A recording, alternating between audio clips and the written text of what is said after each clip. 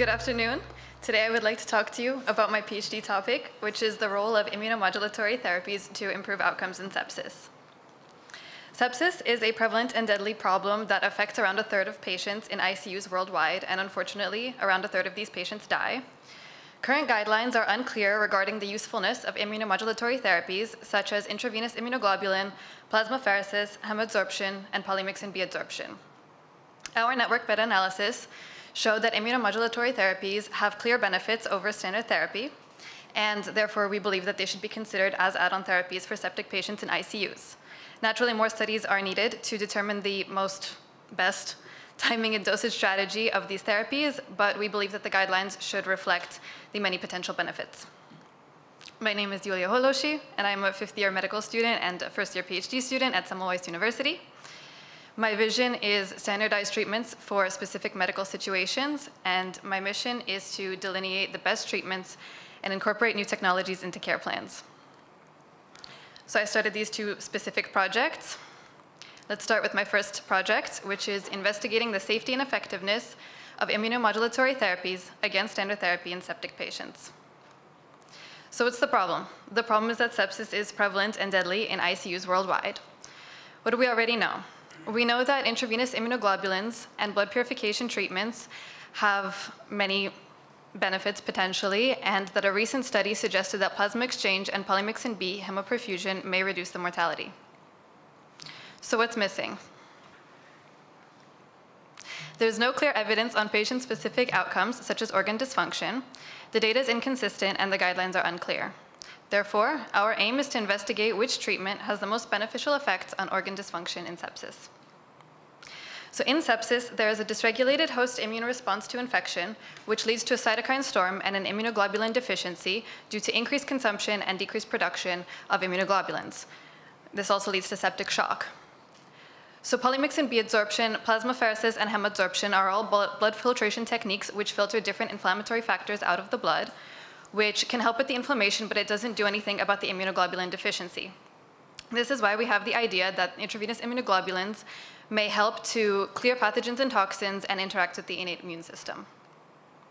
Our clinical question is which immunomodulatory therapy ranks the best in improving organ function in septic patients. Our population is septic patients. Our interventions are IVIG treatment, plasmapheresis, hemabsorption, and polymyxin B adsorption, and our comparator is standard therapy. Our outcomes are organ dysfunction via SOFA score and mortality, and our hypothesis is that immunomodulatory therapies are superior to standard therapy in improving organ function in septic patients. The clinical implication is that we would like to improve organ dysfunction and damage in septic patients. Here you can see our research key, which was conducted in 3 databases. We began with nearly 4,000 articles, and we ended up with 77. And we are currently in the manuscript writing phase. We hope to be finished writing the manuscript by the end of June.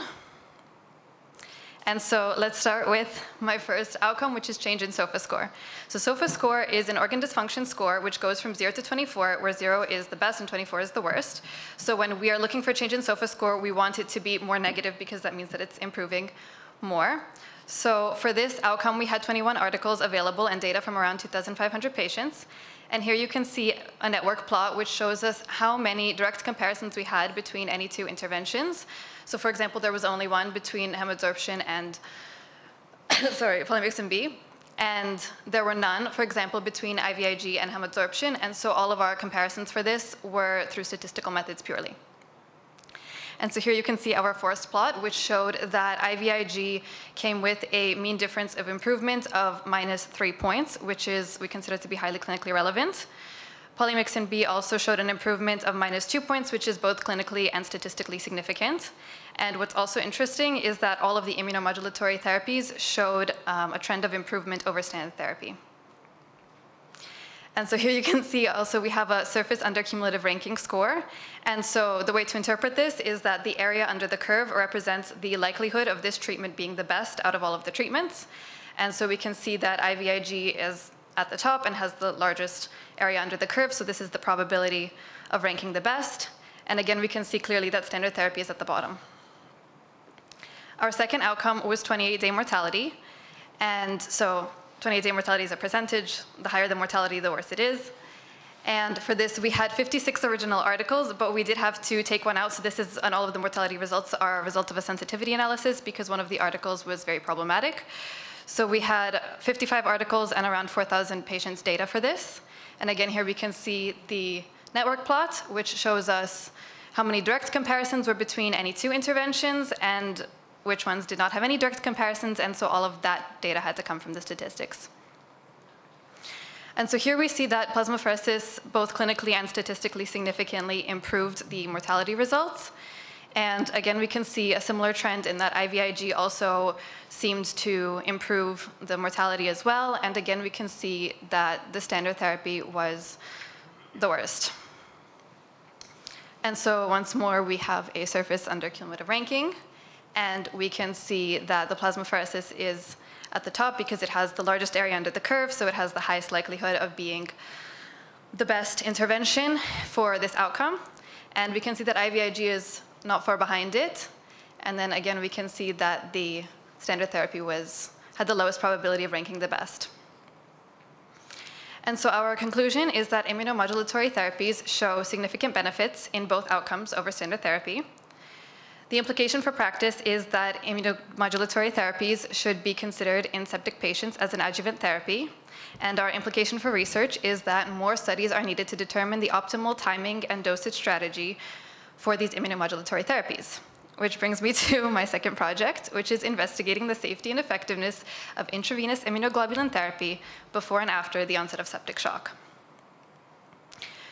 So what's the difference between sepsis and septic shock?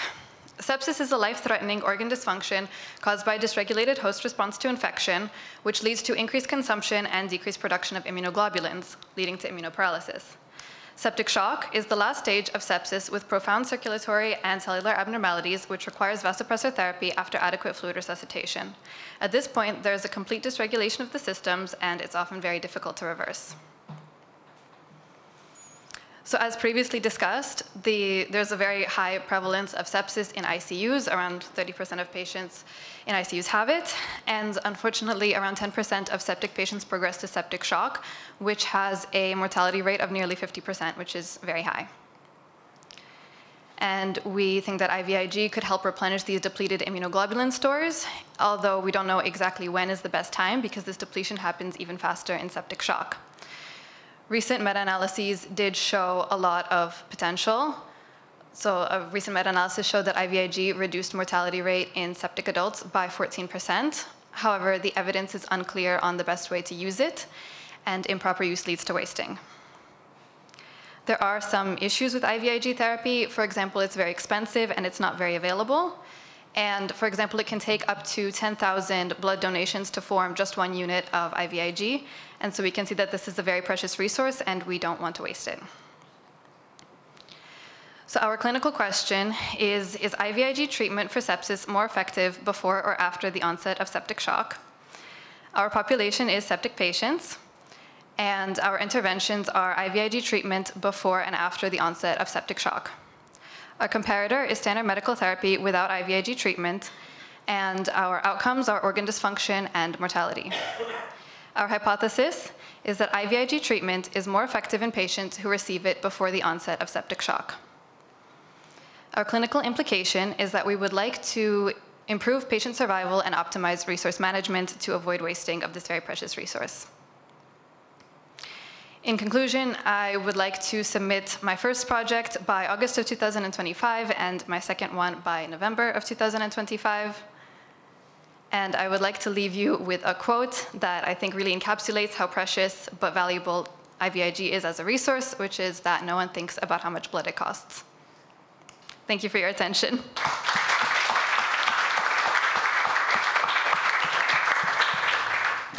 I have a fear that I lost the track of your thought when you were talking about how expensive EVIC therapy is, and I might have misunderstood exactly how many donations do you need to provide 1 unit of EVIC therapy? Between 1,000 and up to 10,000. You showed that even plasmapheresis and IVIG can be beneficial. And how is it possible if plasmapheresis removes some of the immunoglobulins. On the other hand, when you give IVIG, you increase the amount of immunoglobulins in the blood. So do you have any solution for this problem, or did you read anything on this, or did they use the two methods at the same time as well, or how does it work? It's a good question. None of the studies that I saw used both plasmapheresis and IVIG at the same time, probably because if you give it and then you filter it out, there's really no point. But I think that the benefits of plasmapheresis are more related to the filtering out of the inflammatory factors rather than its correlation to the IVIG or the immunoglobulins. Addition of placebo was working actually quite well. So I have no idea how that's done clinically. So can you elaborate on that and comment why the addition of placebo was working so well?